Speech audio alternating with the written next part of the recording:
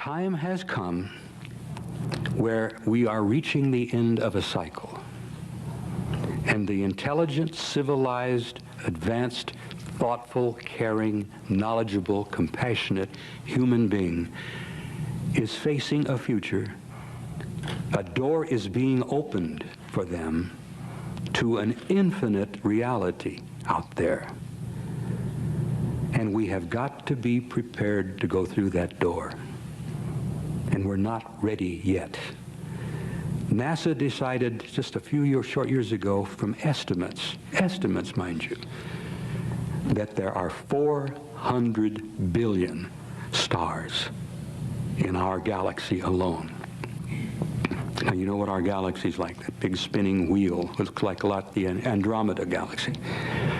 Beyond that, they said that they roughly have an estimate that there are 400 billion galaxies in the known universe.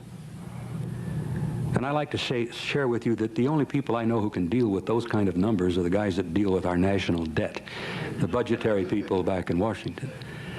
But beyond those two figures of 400 billion stars and 400 billion galaxies, they have said at the modest minimum, we estimate that there are probably 100 million planets with intelligent life out there. And now, think about it for a moment. When I have my slideshow, and there won't be time here today, maybe some other time while this conference is on, I have photographs that are literally stunning, mind-boggling photographs taken through the great telescopes of those galaxies and those stars. 100 million planets with intelligent life. How many of those are well beyond us? Can you imagine what a planet with intelligence that's 1,000, 100,000, 1,000,000 years ahead of us in science? We would think of them as gods, would we not? If they come here and show themselves and interrelate with us, our ancestors did. They called them gods. And those guys out there aren't really wanting that. They don't want us to look upon them as gods. They want us to look upon them as fellow citizens in a vast, vast community of life. Now, we're going to have to be prepared to go through that door that's being opened for us. And what I like to point out to you is that we're going to go through that door together. One people from one planet with one future, or we're not going to go through that door at all. We are all the same. It doesn't depend what color we are. It doesn't make any difference what church we go to. It doesn't depend in any way on what language we speak.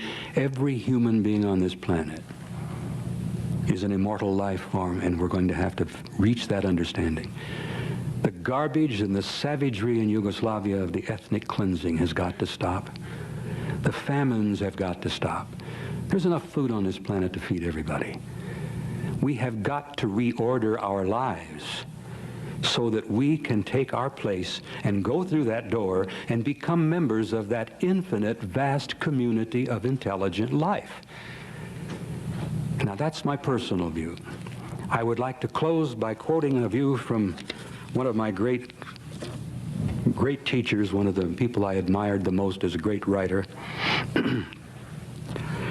Count Leo Tolstoy, some years back. He repeatedly made clear, this is one of his basic beliefs, that there is something in the human spirit that will survive and prevail, that there is a light that will not go out no matter how dark the world becomes. I believe that to be so. I know that to be the case.